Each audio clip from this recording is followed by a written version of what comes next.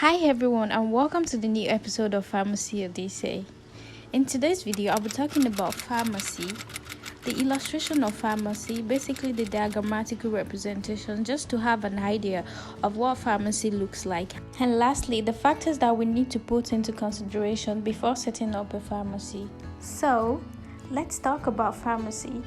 Pharmacy is the science that deals with preparing, dispensing, producing, compounding, and monitoring of medication.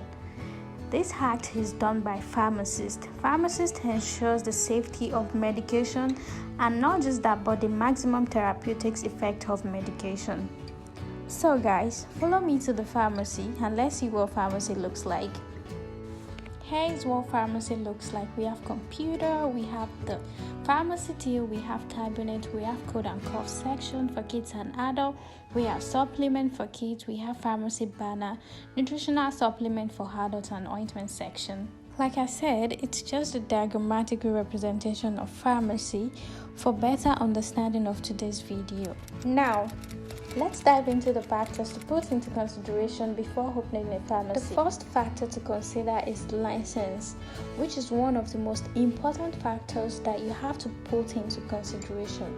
There is no pharmacy without license, because that's your evidence that you know about pharmacy and you have met a series of professional requirements and now you can practice as a pharmacist. This licensing act is done by the Board of Pharmacy of a particular country. For example, we have PCN, Pharmacy Council of Nigeria, PCI, Pharmacy Council of India, and PCG, which stands for Pharmacy Council of Ghana, and so on. The second factor you should never overlook is research. Going into a pharmacy business, a research is something you can never ever skip. Because to run a pharmacy business successfully, you need to do your own little background research by going online to search for tips and by talking to senior pharmacists or your colleagues that are already into it by asking for their advice before starting yours. The next one is capital. To be honest, there is no pharmacy without funds. You need money to meet the pharmacy needs in terms of the construction, renovation, designing, and purchasing of pharmaceutical products. In fact, you will need money to run the pharmacy day-to-day activities for like few months, after opening the pharmacy. It's also important to have an idea of the certain amounts needed to maintain the pharmacy, especially if you're planning on applying for loan. So the next factor is business plan. Business plan is a documented master plan. That is, it's like a roadmap to every strategies for your pharmacy business so as to keep track of your progress, if that makes sense. So under the business plan, I'll be talking about pharmacy name and social media. For the pharmacy name, it's important to pick a unique name that people will be able to pronounce and remember easily. And you can add a trademark to your name in such a way that other pharmacies won't have the same name as yours. Now let's talk about social media. Every pharmacy should have a social media account with the pharmacy name, such as Facebook, Twitter, and Instagram.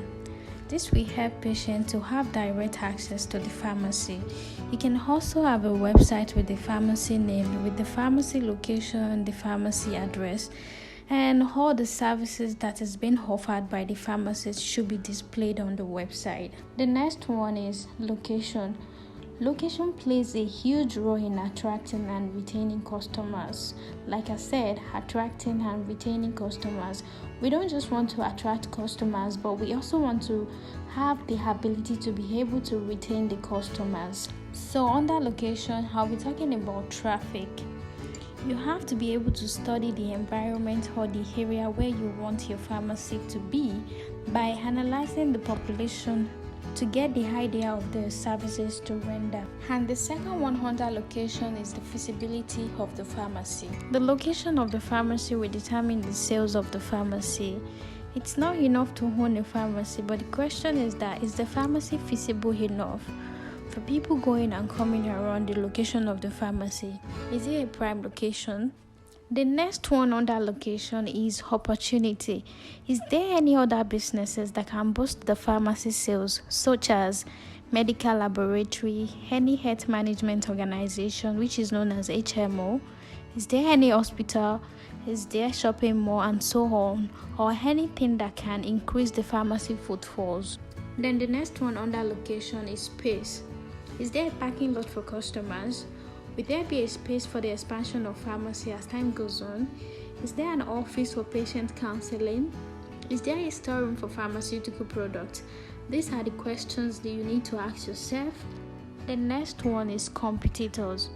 It's very, very important to know your competitors and the services they render to the community, because this is the only way you'll be able to come up with something unique and something new.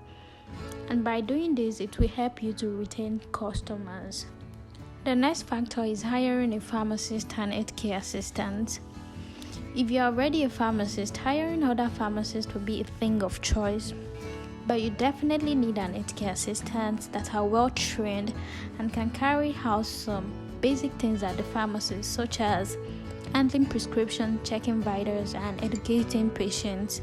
Candidates should be chosen based on their qualifications and the pharmacy standards. And the last one is grand opening. This is a great opportunity to build a good relationship with the customers. It can also serve as another means of retaining customers. By rendering free services such as free blood pressure, free blood sugar, free counseling, free education on diet and lifestyle modification. Grand opening can be before or few months after opening your pharmacy.